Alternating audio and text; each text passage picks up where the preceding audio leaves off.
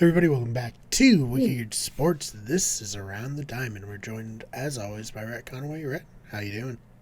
Yeah, doing all right. Doing better than the Sox.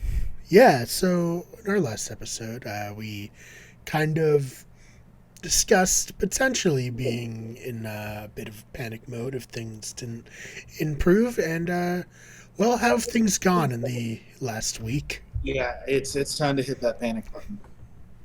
Full I'm a on. little worried that the panic button is not attached to anything, Mm-hmm. and that there's not much that we can do to fix this. Right. But it, yeah, man, it's a little bit of everything. I wanna start with the pros. Okay. Michael Waka has been amazing, and he has still been amazing. He has been so good. Garrett Whitlock, whenever he comes into the game, starting out of the pen, he's been great. Xander Bogaerts is the best hitting shortstop in the American League at the very least. JD is starting to hit. Trevor Story is starting to hit. And it right there it ends. Everything else has just been just not good. If we get a lead, the bullpen can't hold it. If our pitchers do great, we can't get hits. I mean, we had the most blown saves in baseball. We got walked off by every single team in our division in April. Which, if you want to put a silver lining on that stat, I guess congrats. We made that many extra inning games. Mm-hmm. That's But something. 7 blown saves. It's May 5th. We have 7 blown saves. This is, I don't know what to do about it. I don't know what they can do about it. Yeah. So, what do you think, I guess, is like causing the team to be so out of funk? Like you said, sometimes their pitching will be good and their hitting will be bad, or vice versa. What is it about this team that's making that happen? Why can't they put it together for a complete game? I don't know. I'm getting a lot of kind of 2020 vibes. Let that season never be mentioned again. Where it's you know that we got better players in the field than what they're performing as.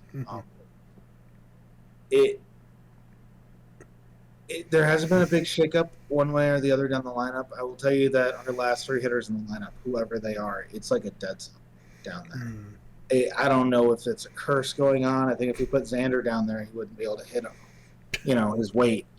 JBJ, we knew we were going to get out of JBJ. We knew that he was going to be a very, very good defensive guy. And hopefully he'll hit 220. I mean, hopefully. So far, he's not even doing that. Bobby Dahlbeck, unfortunately, just doesn't seem like he's going to be able to put it together. I know it's still early, and this is so far away from being only his fault. But when they all start piling up like this, Christian Vasquez has not been putting good one on the ball at all. Travis Shaw got sent down. He was hitting so poorly. I mean, I'm not even sure you can say Travis Shaw was hitting. I don't think he got a hit. Right. And then our bullpen. People like to say bullpen by committee. Bullpen by committee either means that you have so many good closers that you don't know what to do with them, or you don't have a closer. And right now, we do not have a closer. Matt Barnes has lost 3 to 4 miles per hour off his fastball. He cannot locate it. He has no confidence in it. He has no confidence in anything. And he's getting hit up. And that's what happened last night when we're going into the 10th. It's 5-5 game, and 4-4 game at that time. Next thing you know, we give up 6 runs. And he's getting taken deep. Diekman comes in. I was pretty high on Diekman to start the season. He can't throw strikes. I don't know what's going on with him. He's like afraid to put the ball over the plate. I would rather be killed by home runs than by walks. Matt Strom pitches well enough when he comes in. He's actually one of the better relievers stats-wise in the league so far, but it's too little too late. Hanser Robles is coming back down to earth like we all thought he was going to. And yeah, Garrett Whitlock is just one guy. One other pro I do want to mention, Rich Hill pitched amazing the last game against the Angels. I thought he did very, very well.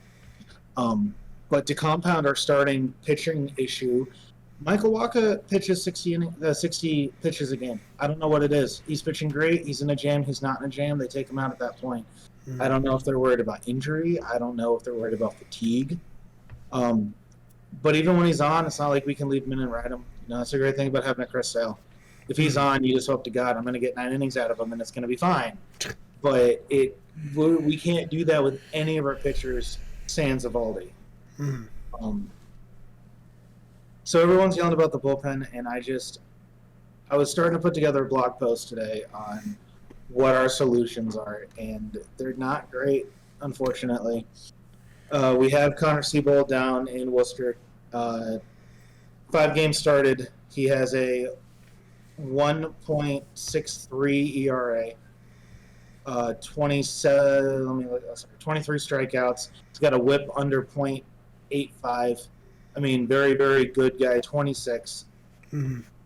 I would be very surprised if he doesn't get a call up soon, and he's going to be starting games. So my thought process would be Pavetta or Hill goes back into the pen. Maybe Howard or Whitlock. Actually, at this point, Whitlock would go back into the pen. And then John Schreiber could stay up. He was up. He pitched 2 innings for us, a little over 2 innings when we needed some help with guys in COVID. He looked fine. I thought he looked good. I was kind of surprised he got sent back down. Yeah. Apart from that, I looked around the league. I don't know who's going to want to give someone up. Yeah, not right now. Everyone who's cleaning house has cleaned house. Mm-hmm. And everyone else, it's too early in the season. It's May. Most guys don't want to deal anybody.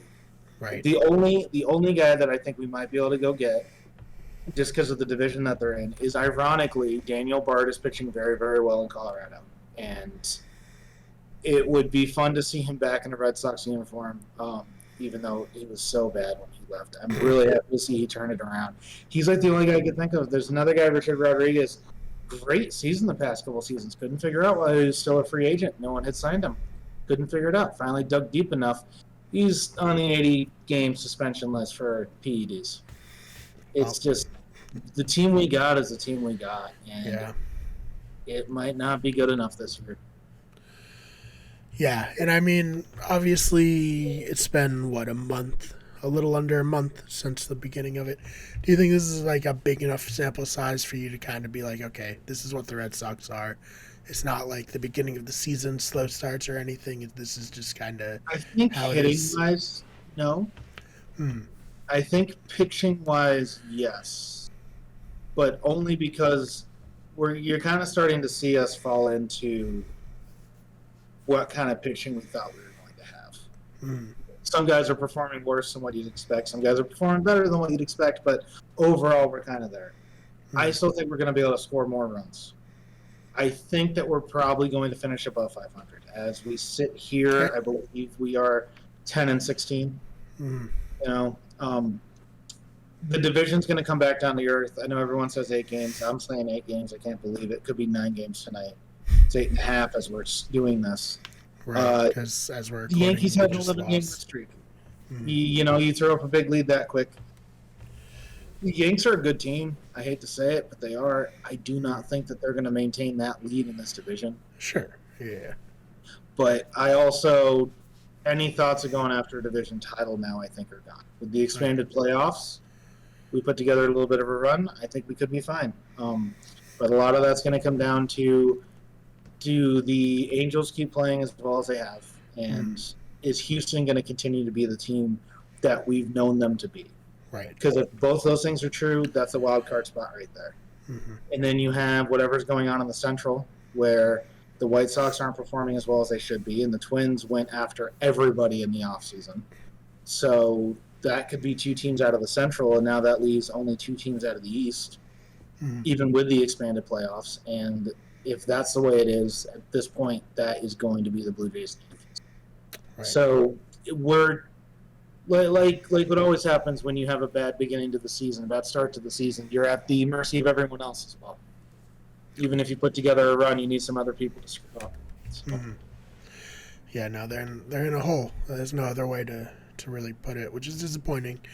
As you said before we started, tough time for Boston sports between the Bruins and Red Sox. Not great. Yeah, so far very, very disappointing. But hopefully the C's can rain threes again at Game 30. We'll be all right. Oh, God, hopefully that's coming up Saturday. And then, at least maybe the Pats will look good when they get back together and that gets underway. Anything else that we didn't touch on that you wanted to touch on?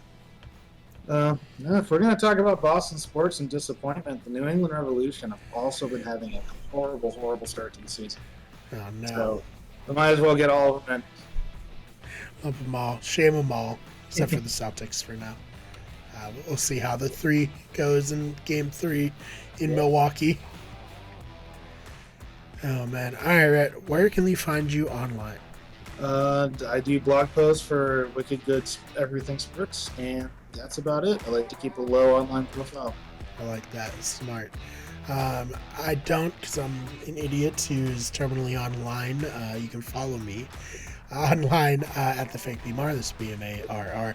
Channel is on Twitter at Wicked Good Sport or at WG Everything. Instagram Wicked Good Everything. Twitch at twitch.tv/Wicked Everything, and on TikTok search Wicked Sports. Search Wicked Everything. Rhett, thank you so much for your time. Thank you, man. And we'll see you all in the next one.